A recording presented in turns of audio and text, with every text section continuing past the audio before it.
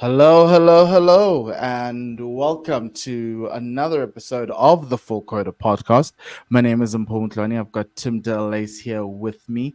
It's a week, or not a week, it's the week of the test match. We're going to be watching test cricket from like midnight all the way to the morning, so we need to figure out our clocks like we're watching in the Super Bowl. So that's going to be quite interesting. But yeah, we're here. South Africa New Zealand Test Series preview. Tim, how you doing? I'm doing well, mate. Strangely, I wouldn't say confident, but strangely optimistic about the upcoming Test series. Yeah. Very So before we strange. do anything, please remember you can follow us on X at the Full Quota Pod. You can subscribe to the One World Sports Radio YouTube channel. We've got a lot of other podcasts. There's a rugby podcast out there, so go check it out. A soccer podcast. We do all things, so just follow us there. But we've got an audio version on Spotify as well as Apple Podcasts for you audio fiends like myself who want to listen to everything while driving in the car in South Africa, well in Joburg, because in Cape Town there's not a lot of traffic. In Joburg there's a whole lot of traffic. So if you want to listen to that, you can do that as well. So the test series. The C team slash B team slash I don't know what type of team it is has arrived in New Zealand. They had a good game, Tim, so far in the warm ups. But the big issue now will be getting this team to try seemingly win a game. But like we always do, we always have someone from New Zealand to come and talk to us. This time, it's always not. It's actually not this time. It's always been Adam. He's got our vote of confidence as our New Zealand person. So we'd like to bring Adam on. And firstly, we'd like to apologize for the 1 point wins, the 1 point win in the Rugby World Cup final. Also, us beating you in the World Cup, the Cricket World Cup. So we do apologize. We put that up there. If you feel this is your moment of revenge, I don't know. Do you think it's the moment for revenge now, since we're now Well, there in New um, Zealand? I mean, New Zealand's never won a Test series against South Africa, so I'm thinking this next few weeks may be our best time. Well, look, and you brought out a strong side, right? And South Africa brought out a slightly weakened side. Our side was announced 2 months ago. Or it seems like it was 2 months ago. It was last year in December. What was the news in New Zealand around that? Around the fact that the Rabadas are not coming, the Markrams are not coming, the Algas and the Kutsias are not coming to New Zealand? A lot of disbelief, to be honest. Look, when I first heard the news, which was I think September, I think it was that South Africa were going to be sitting out an under-strength team, I honestly thought, yeah, sure, they're announcing that they'll be sitting an under-strength side, but somehow they would work this out.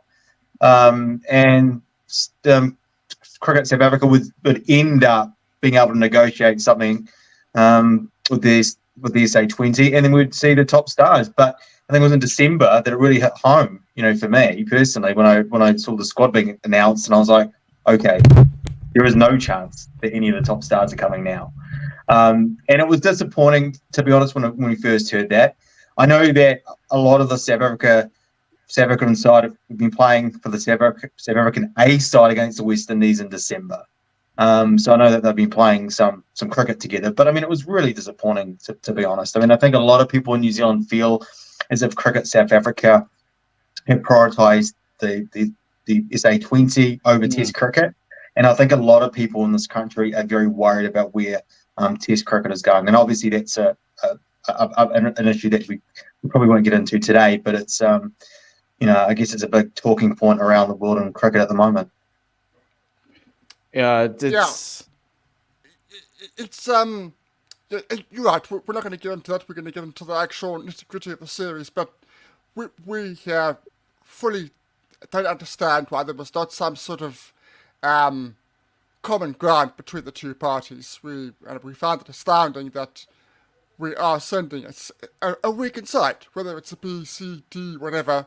It's a weakened Proteas side, and most of the money that Cricket South Africa makes is from the Test team. That's where it makes Yeah. its money. So I mean, it's baffling. and hopefully in the years to come there will be a solution, because this is not good for the game. But anyway, let's put that aside. Yes. So, Uh, ooh, all good. Adam's on his way back.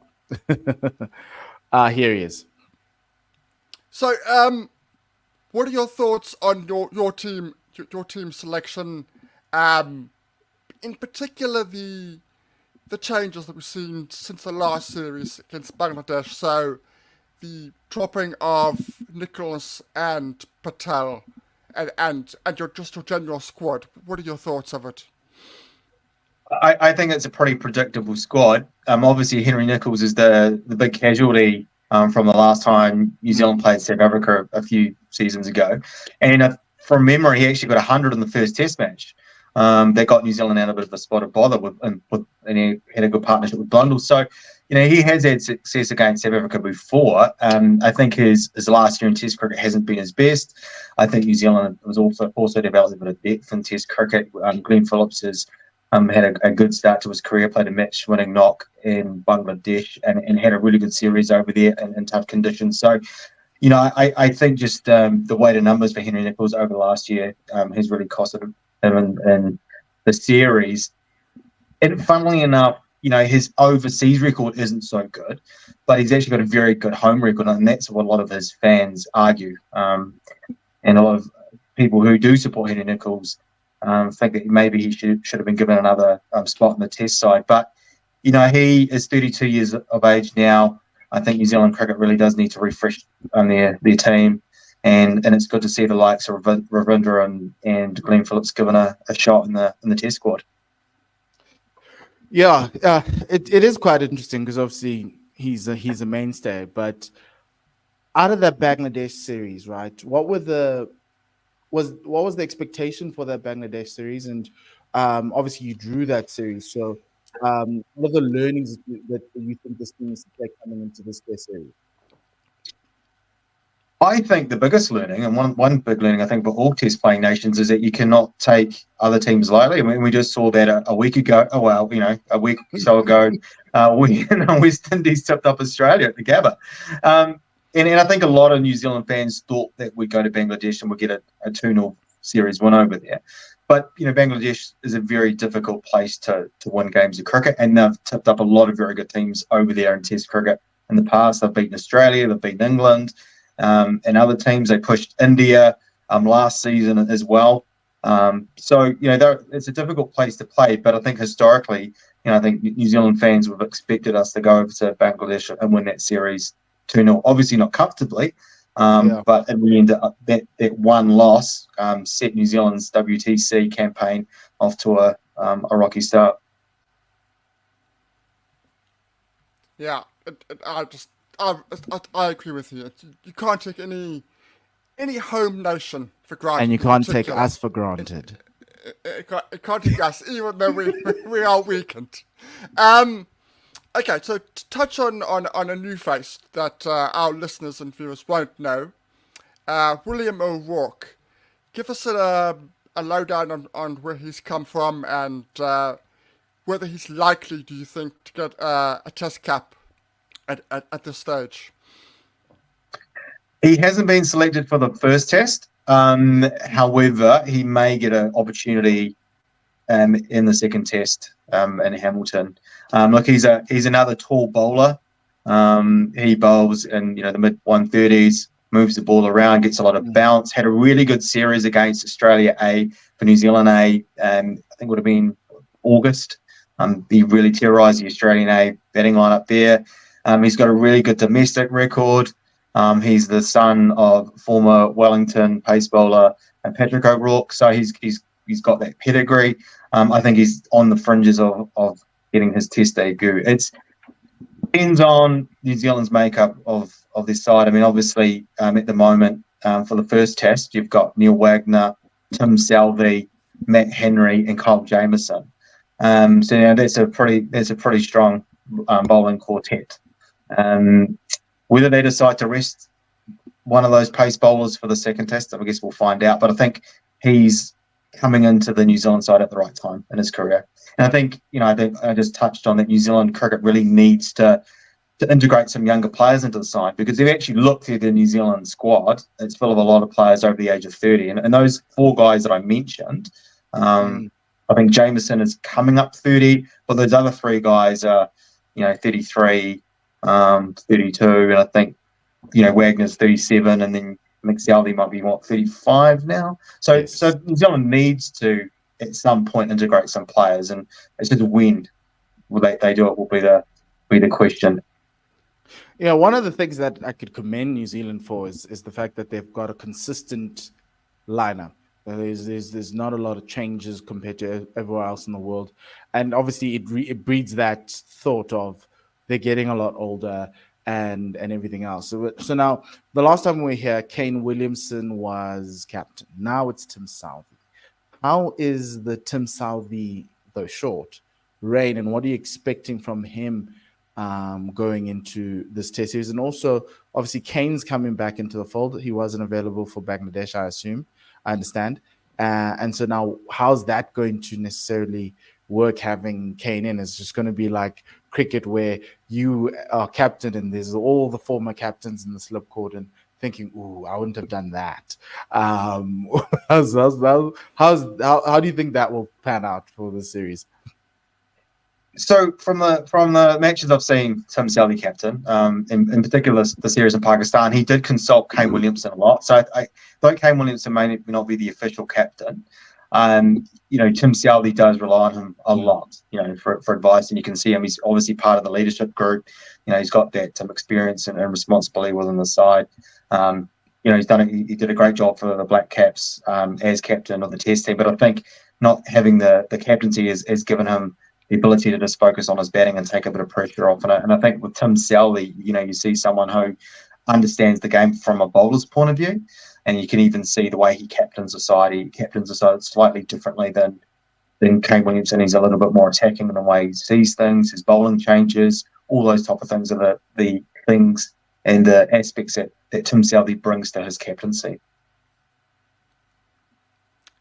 And you make a good point there about your experience of your squad. So yes, you want to have a rejuvenation at some point, but the fact that you've got so much experience within that squad, I would imagine, does help.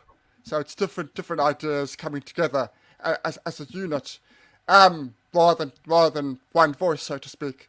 I watched quite a bit of the warm-up game, and with a huge caveat that it really felt like a warm-up game. It really lacked that intensity. A lot of retired, I see. It really lacked that intensity. It really did. So it was good for our boys to get used to the conditions and stuff, but there's not a lot to take out of it. But what I did take out of it was the difference between the pace attack in the first innings and then when Jamison bowled. There was a noticeable difference in a challenge for the South African batters. They were just that little bit rushed, and then they weren't in the first innings. That was noticeable. How important is it to have him back after such a long layoff and back into the fold, just for that extra bit of pace? I think he's a massive inclusion for the Black Caps. You only have to look at his stats at his early part of his career. I think even now he's averaging under 20, and that was with an extremely hard tour of India under his belt, where he didn't take a lot of wickets at all. So, I mean, he's so vital to the team. He adds a bit of a different dimension. He gets a lot of bounce. He's an aggressive bowler. He's an aggressive character by nature. He adds just that X factor. Obviously, New Zealand cricket's blessed at the moment that we've got a bit of pace bowling depth when you consider someone like Trent Boult's no longer playing Test cricket. And you've got, Matt Henry, who's kind of walked into his shoes. And we saw how Matt Henry did a couple of years ago against South Africa with that 7-wicket bag in the first test. So, there are lots of aspects about New Zealand cricket at the moment that are strong. And I think having Cole Jamieson just adds in even more strength. World-class bowler in New Zealand conditions. He's always going to be challenging. I think he's a fantastic bowler, handy with the bat as well. He's got some very good scores batting at 8 in the New Zealand order, so it's great to have him back. He's experienced enough as well, but he's not one of those guys, as I mentioned, that's in the over 30 club. So I think he's got a few more years left in him, which is good for New Zealand cricket. Yeah, that's actually quite an important thing. The other thing is Rachin Ravindra, right? He's had a great year with the bat, but not in test whites, largely in colored clothing. And obviously he gets into this side, right? And obviously it's at the expense of Henry Nicholls. But he hasn't played that often. To a certain extent, a guy like Glenn Phillips as well hasn't played a test match at home. And so can you give us a sense of what we're expecting out of Rachin Ravindra? Is it more of the same, a little bit more attacking prowess rather than necessarily what a Henry Nicholls provides? Just to give us a sense, because obviously South Africans like to do this whole cross format selection. This feels like one of those, and trying to get a guy who is in form and just getting him out there and hopefully he'll come good. Rachin Ravindra is an interesting character because he had a very good debut for New Zealand. I mean, he saved a test match for New Zealand against India, and he batted for, I'm not sure how long, but I mean, I think a few hours, seeing off Ravindra Ashwin. So he's shown at this level to have a lot of composure and a great defensive technique. Now, domestically, he opens the batting for Wellington. For New Zealand, he was batting at number 7. Now, where does he fit in the New Zealand side? We've got Devon Conway, who's been scoring loads of runs in all formats over the last couple of years. Tom Latham, who's a settled opener. It would really mean him slotting into the middle order. I'm not sure whether that's his best position at this point. He is more of a free-scoring batsman as well. So, there's a lot of comparisons around Ravindra and Kane Williamson. I think one of the things with Kane Williamson that he was showed all from a very early age is he was a very compact and technical batsman. I think Ravindra is a little bit more of a free-scoring batsman. So where he slots in at the moment, I'm not sure. I think Glenn Phillips at this point would have the nod over him at this point. Yeah, and speaking about Glenn Phillips, so obviously he also hasn't had a long time in international cricket. He played well in Bangladesh in that, I think that second test that you won where he had 2 fighting knocks, 180, 140. He also, I think to South Africans that always see Glenn Phillips as the destructive T20 batter, the guy who, adds that little bit of a baseball element. Well, we're assuming could add that baseball element to your side. Is that his role in the side, or is it just more of a traditional, just, you can go through the gears and he's that type of multifaceted batter? Yeah. I think he's a multifaceted batter. And I think he also showed in Bangladesh that he has the ability to play on spinning tracks. This is a guy that has experience playing in the CPL, and we know in the Caribbean that some of the pitches there can turn and are often slow. So he built up this experience playing there before playing international cricket, and I think this experience has really helped him in his game at international level. So though he is an attacking batsman by nature, I don't think he's someone that could be pigeonholed into that role.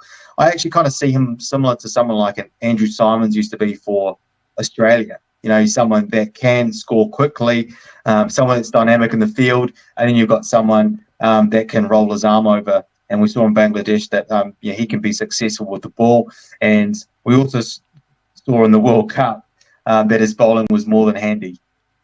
Yeah, look, he's another South African-born batter, so he might score a lot of runs in this series. Who knows? Because seemingly that's how it goes with those types of players. It's going to be interesting which one you go. I think you're right, but they can both bowl, which is a huge asset for both of them, Ravindra and Phillips, which is an interesting run. It is. I mean, New Zealand could easily go in with a quartet of pace bowlers, and then you'd have Ravindra and Glenn Phillips as your spinning options, and they are better than part-time bowlers. The other option I think would be to play Glenn Phillips at number 5, Blundellbats at number 6, and then Mitchell Santner is at 7, and then you play the 4 quick bowlers. I feel like Mitch Santner might get the nod for this first test. That's my gut feel. The conditions at Mount Manganui. It's been a while since we played there, or played there 2 years ago, and it was something else.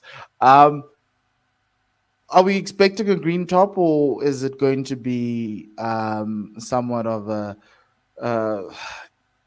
not less green, but a little bit more in for a team that wants to play a few more spinners and easier for batters?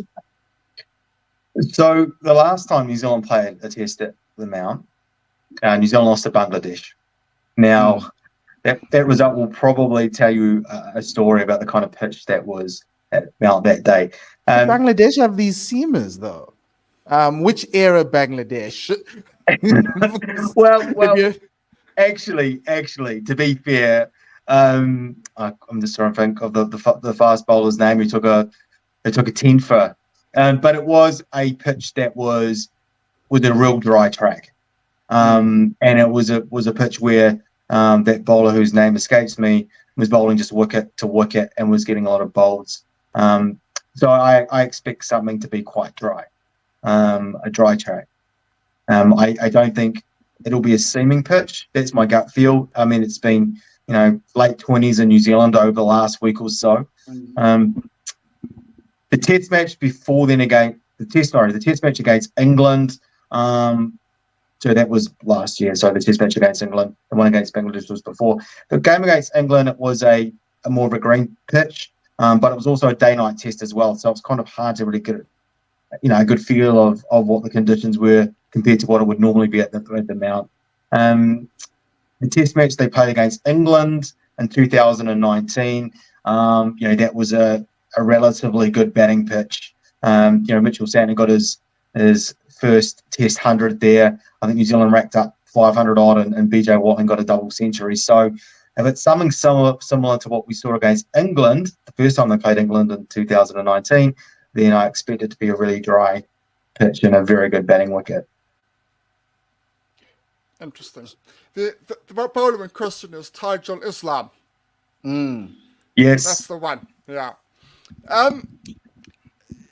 Somebody who's done really well, you did make the point, he's done really well in form in terms of the white ball stuff, but I've noticed a slight dip in form in terms of the test format.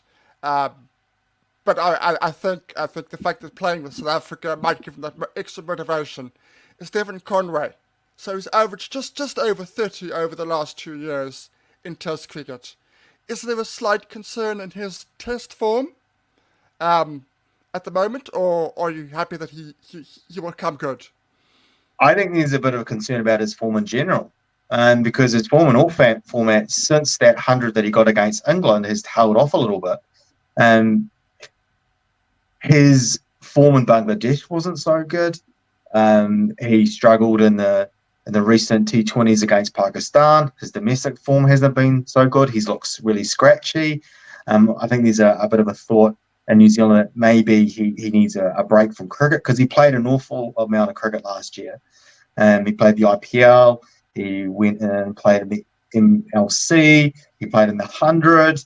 And then the World Cup. So there was a lot of cricket last year. So you're just wondering whether maybe he needs a little bit of a break, because he started off with such a hiss and a roar, and I guess there's the expectation that he could keep that form going. But we all know an international cricket is a hard place to continue that kind of form, and players do dip in and out of form at times.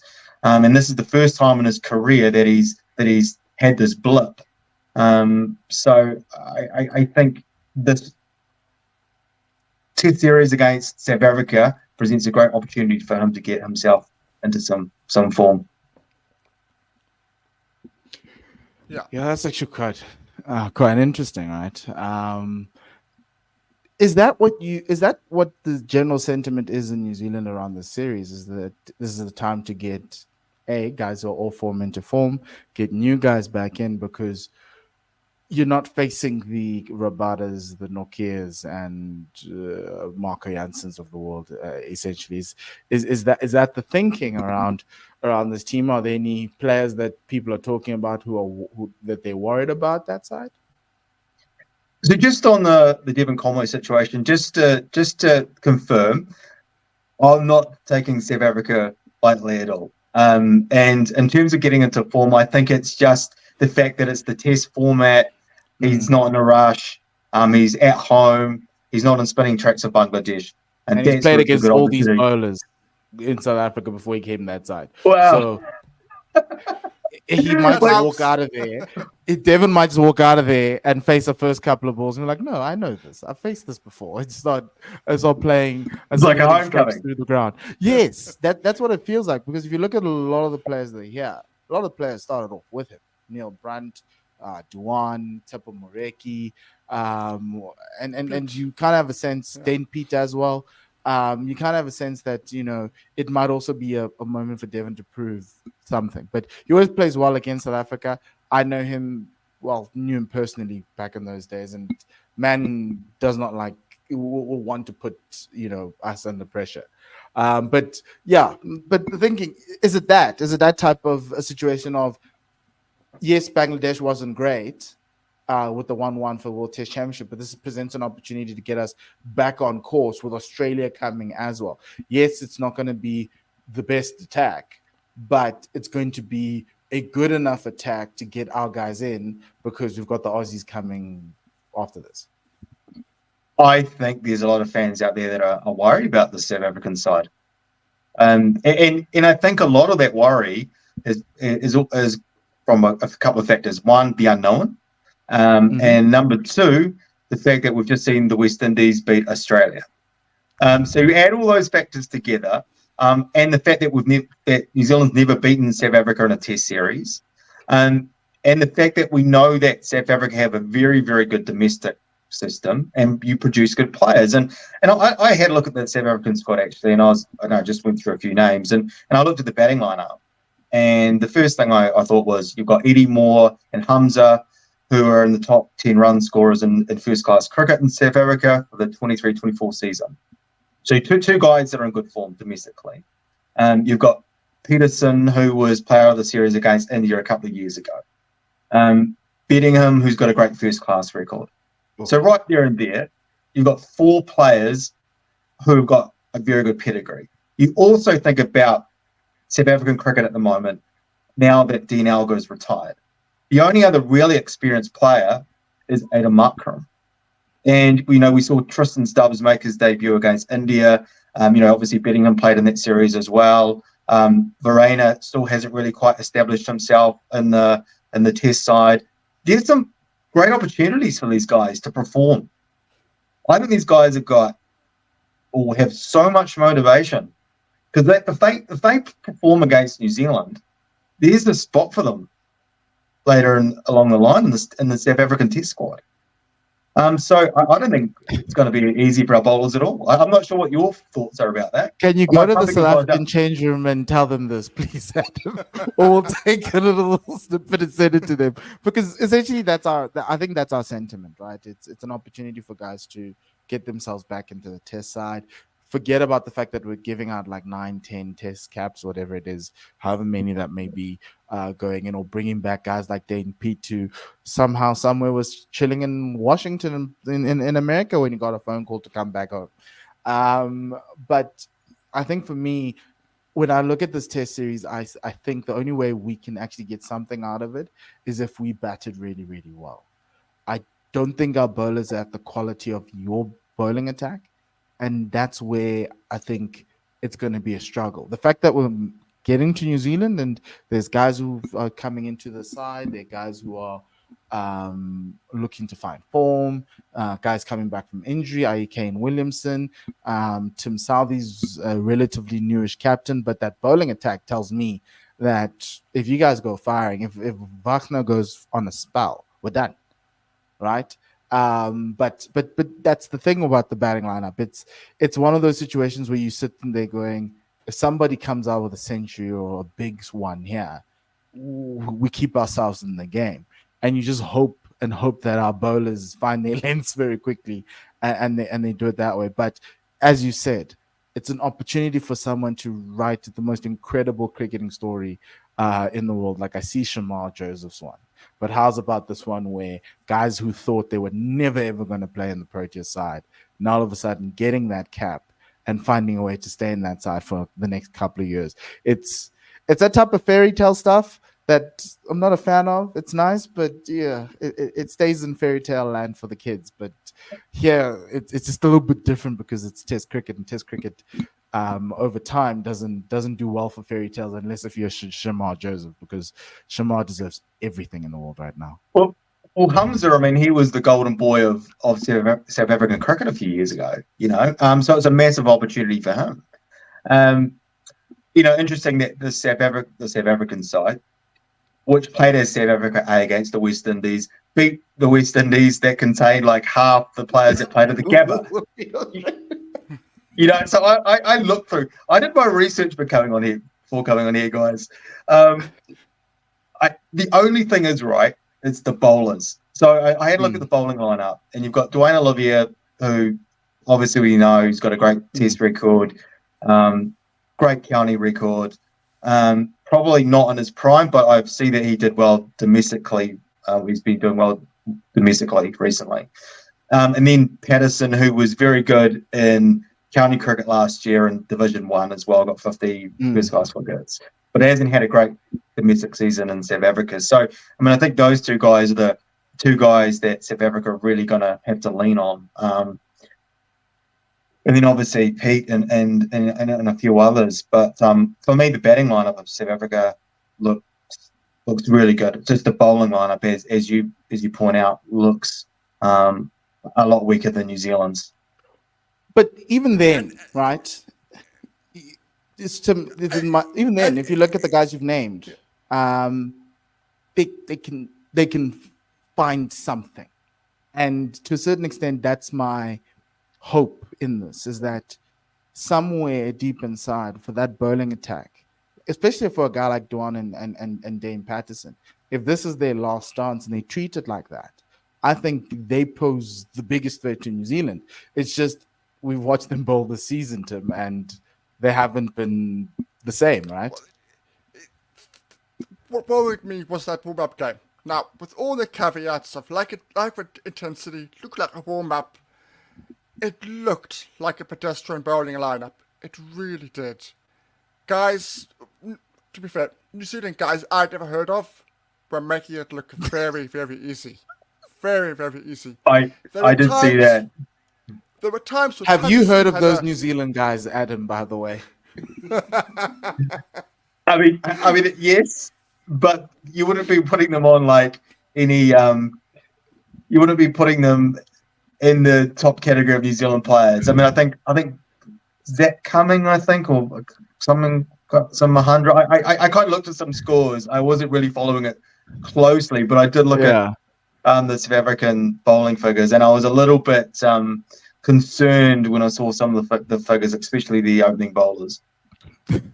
I just, from a South African perspective, I hope they were not going at 100%. I hope they were going at like 80% and treating it as if it was a net session, because that's the impression I got as a whole, which did worry me.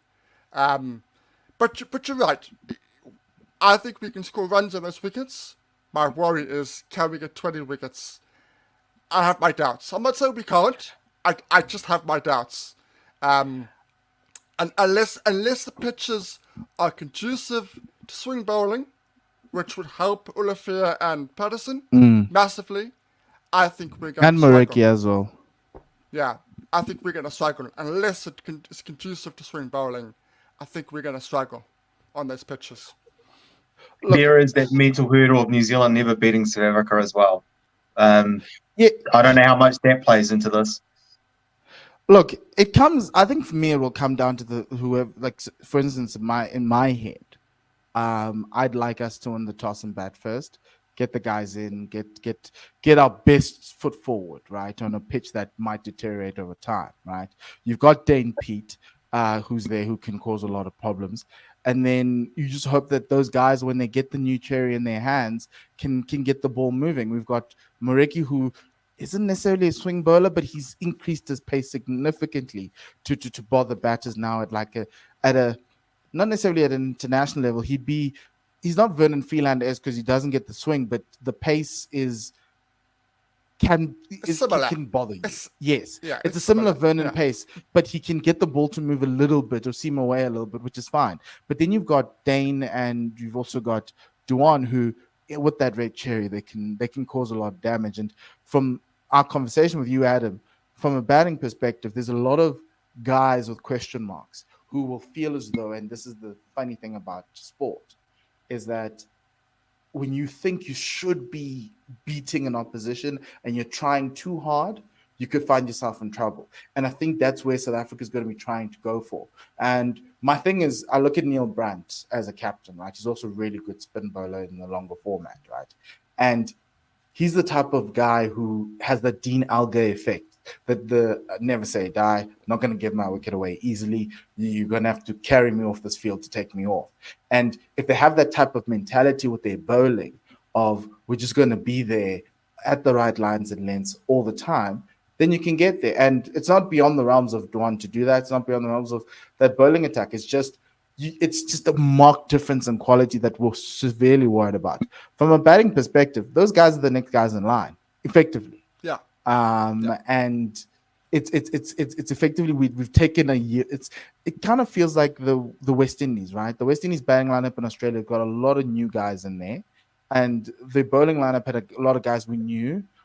We had question marks. Obviously, Kemal Roach is in the back end of his career, and the problem with our batting lineup compared to the West Indies is that we don't have a star that we're unleashing here because all our stars are here playing T20 cricket, and so it's a weird one to place, but I think on a flatter pitch, it helps South Africa a lot more than on a pacey and bouncier pitch because I don't think that golf in class. Because the only thing is, if we can get through that Henry Southey spell up front, I trust our guys to get through Wagner, and I still call him Wagner, sorry.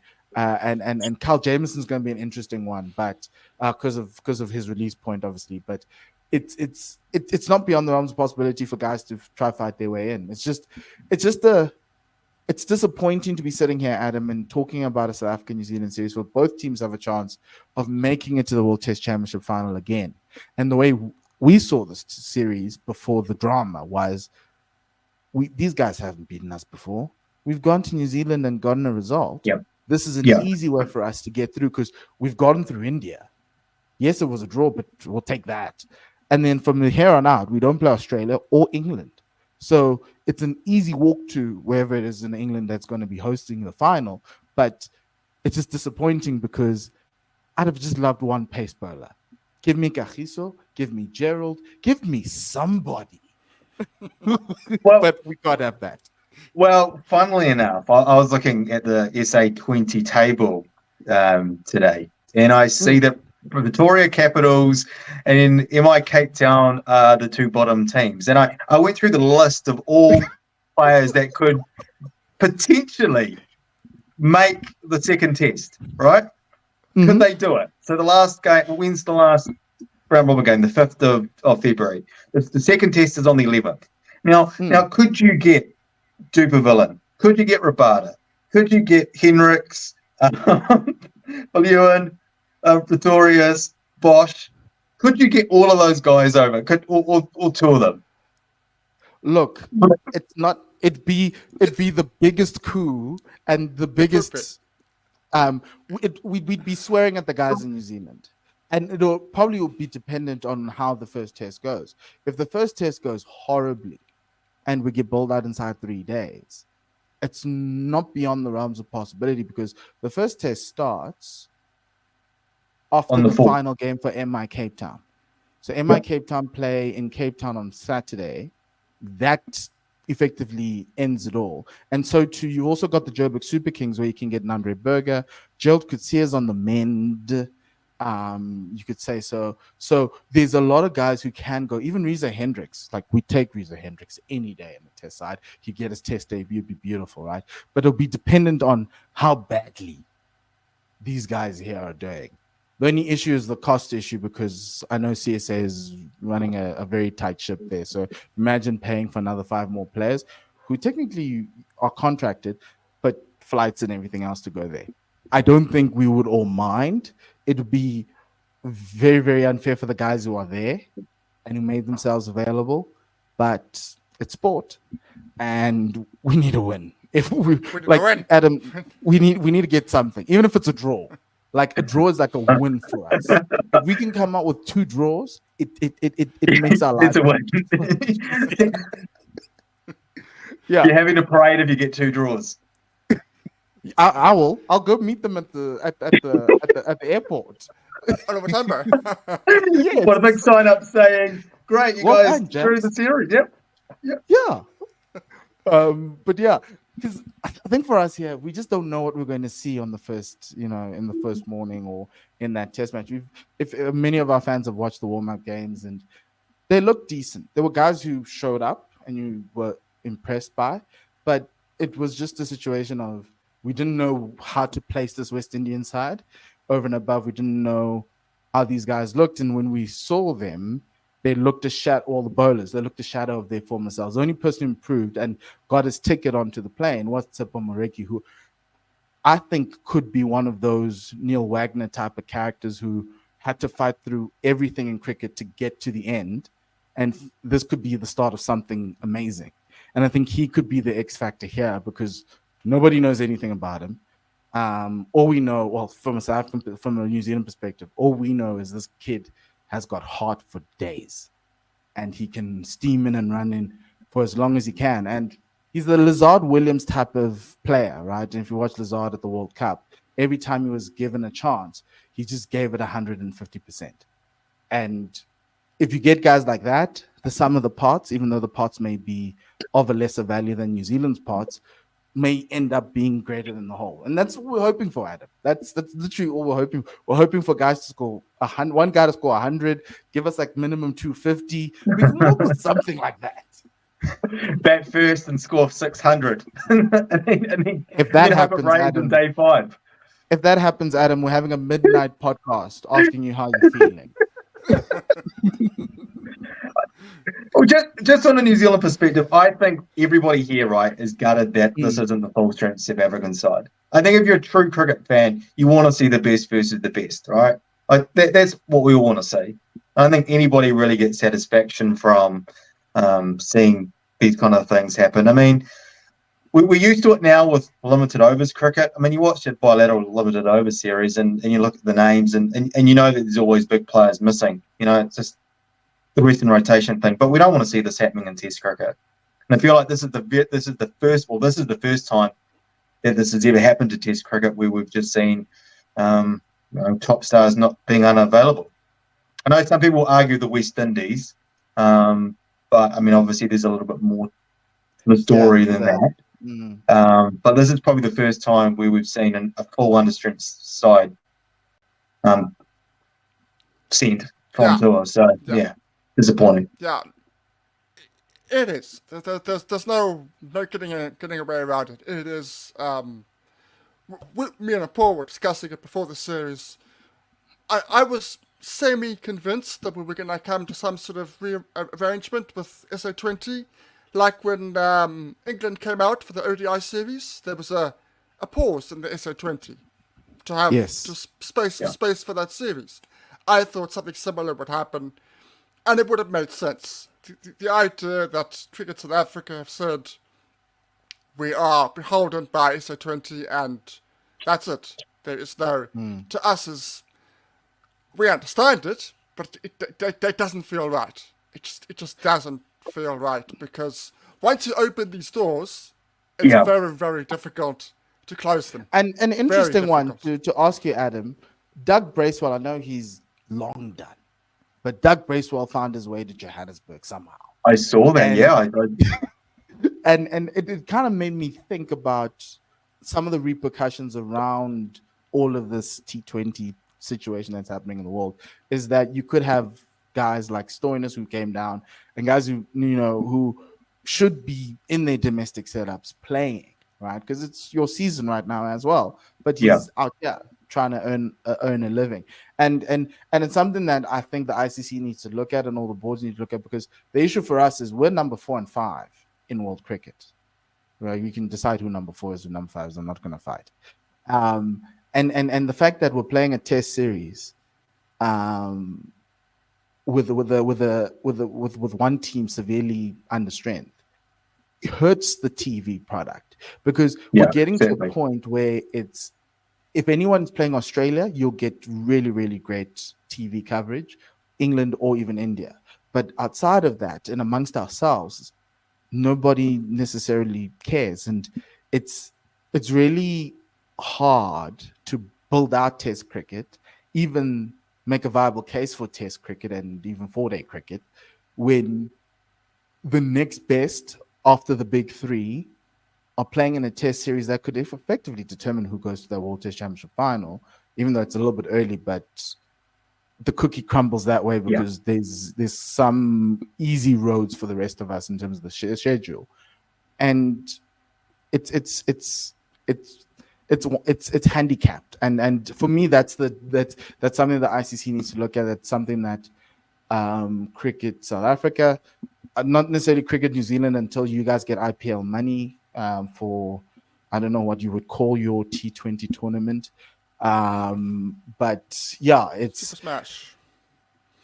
Would they call it the Super Smash again? Yes. The Super Smash, IPL maybe? money? Or is that it? Yeah, probably. But yeah, it's interesting because there's that. Obviously, there's and I know Ian Smith spoke about, or one of the commentators spoke about, having 2 windows for Test cricket. One in October to like November, December to cover us, and then one from January to March, and then after that, everyone can play to their heart's desire, however many short form games there is. But yeah, look, one other thing I wanted to ask you, Adam, was Hamilton, right? For all our South African viewers, I don't remember the last time when Test was played there, or we played there. I do remember Jacques Callis putting you to the sword one of those years, or was it Ashwell Prince or somebody? And how's that? Is that still a drop-in pitch, or is it? I'm assuming it's not in that rugby stadium. It's at Seddon Park or whatever. Yeah, It is Seddon Park. Hamilton is my hometown. Okay. So I know a little bit about Seddon Park, so I'm probably the person to speak with. No, it's not a drop-in pitch. Okay. It's a pure cricket ground. You're probably aware we've got a lot of multi-purpose stadiums in New Zealand, and Seddon Park doesn't have a drop-in pitch. It's a beautiful boutique cricket ground. Has on occasions taken a lot of spin. I actually can't remember the last time New Zealand played a test there. Exactly. I can't. I mean, I think from memory, late 2019 against England. Yeah. It's the last time I think I can remember. I remember seeing a test match against the West Indies, and there was like no one at the ground, apart from me and probably about 3 pigeons. But I mean, that was kind of that day. But I mean, I haven't seen a lot of test cricket there recently. A lot of the test matches that would have normally have gone to Seddon Park now have been will now go to the Mount due to the fact that the Mount's a new location and they've had some really good crowds over the last few years. Okay, but the conditions there still pretty much not as seamer friendly, a lot drier type of conditions as you're describing.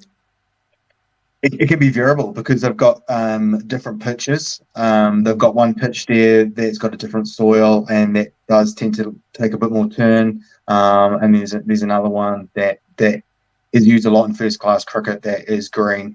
I think with New Zealand as well, it depends on the time of the year. A lot of our first class games start before Christmas, and that's generally a wetter part of the year, or part of the spring summer period. And there's a lot of low scores during that period. But after Christmas, weather tends to get a lot hotter and the pitches dry out, and that's when you see spinners kind of come into their own. So, I mean, that's another interesting aspect, the fact that the weather in New Zealand's been really good over the last couple of weeks, been hitting, close to 30 degrees. So, I think the conditions here might be a little bit different than the last time New Zealand played So South that's what's Africa. happened. Because we've gotten a lot of rain down here in Johannesburg, and you guys aren't getting a lot of rain, and it's just heat and sunshine. So maybe a little bit of a reverse happening this side. Who's the guy that you're looking to?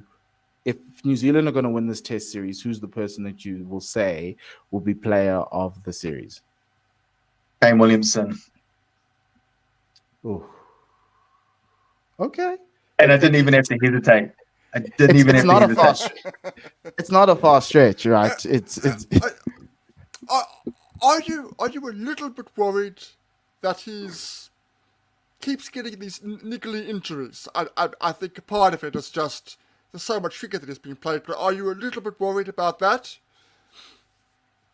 Yeah, I mean, little. I mean, obviously, as players get older, they're more susceptible to injuries. I mean, yes and no. I think New Zealand cricket are doing a good job at managing him. I mean, he didn't play the last few T20s against Pakistan. I'm not sure how bad that hamstring injury was that he got against Pakistan, but apparently it was just he just felt tightness in his hamstring. I'm not sure whether New Zealand cricket are necessarily releasing the extent of his injuries. That's another part of it. I mean, you think about the World Cup. I mean, that was a freak injury that he got, that broken thumb, and then you think about how he did his ACL. I mean, he was on the boundary, went up to save a six and got out awkwardly. I mean, that can happen to anyone. Those kind of things are freak injuries. But I know that he's had an elbow issue that had plagued him, I think a year or so ago, and I think those things are just kind of wear and tear. Yeah, but it'll be interesting. Look, it's good that he's back.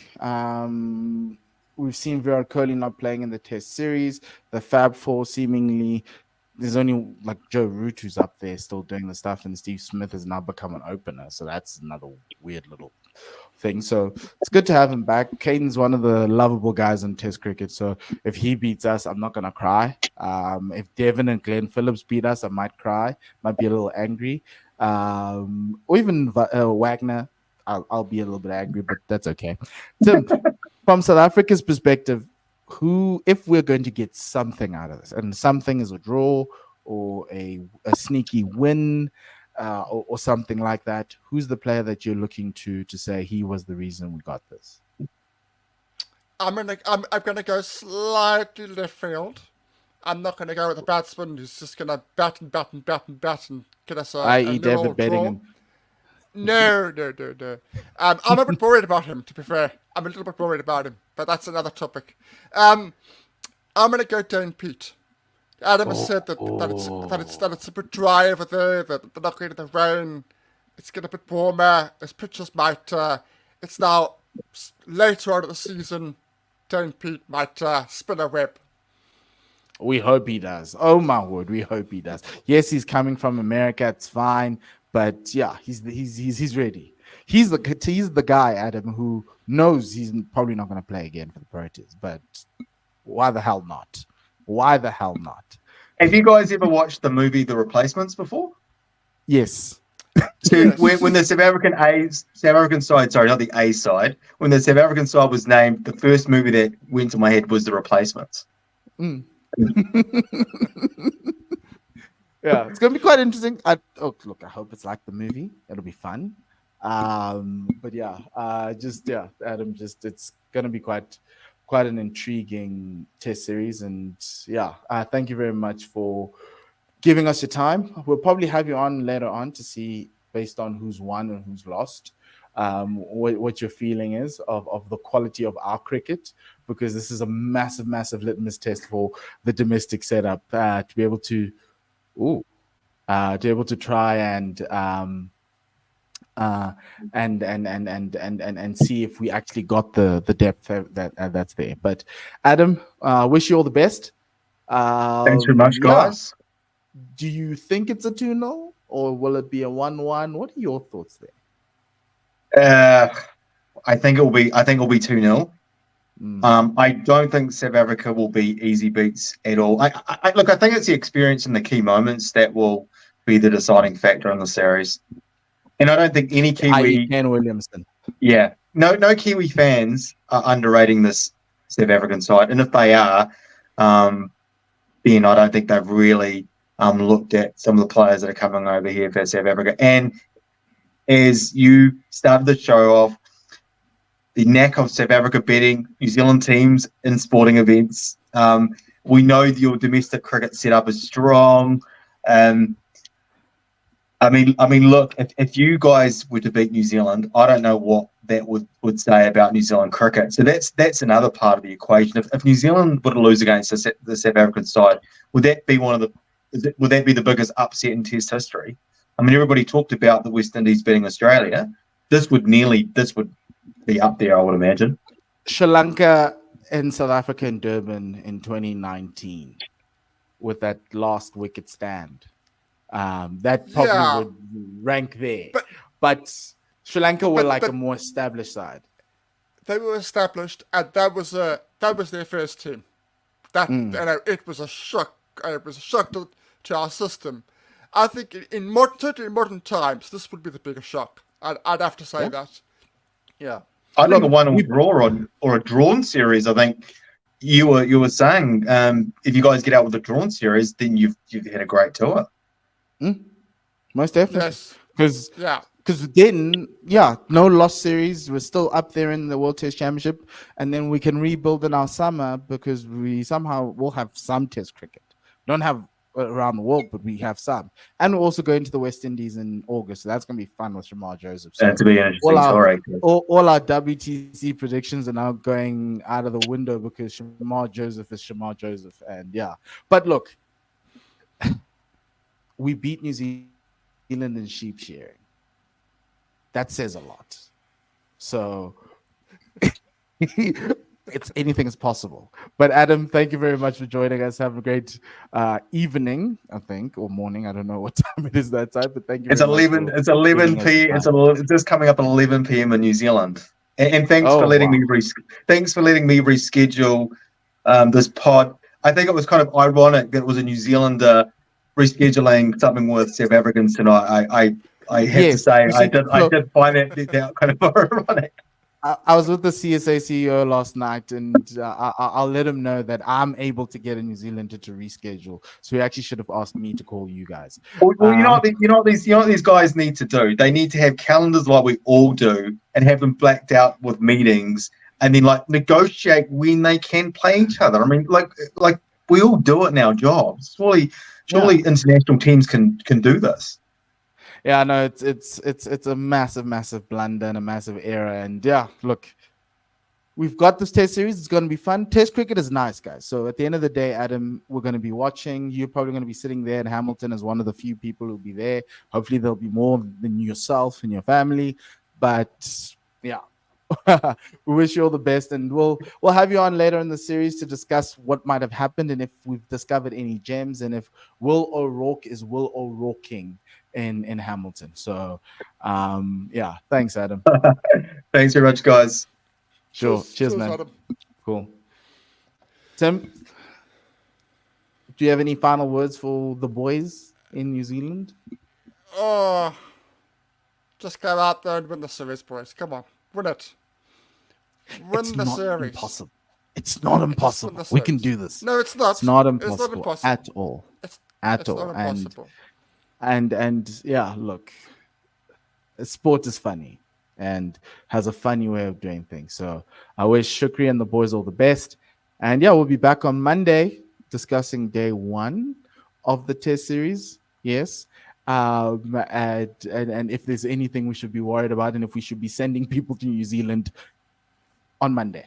But we'll be doing a SA20 recap and a preview to the playoffs, but we'll talk about the beginning of that Test series. Outside of that, thank you very much, everybody. Goodbye and lesale kakahiso.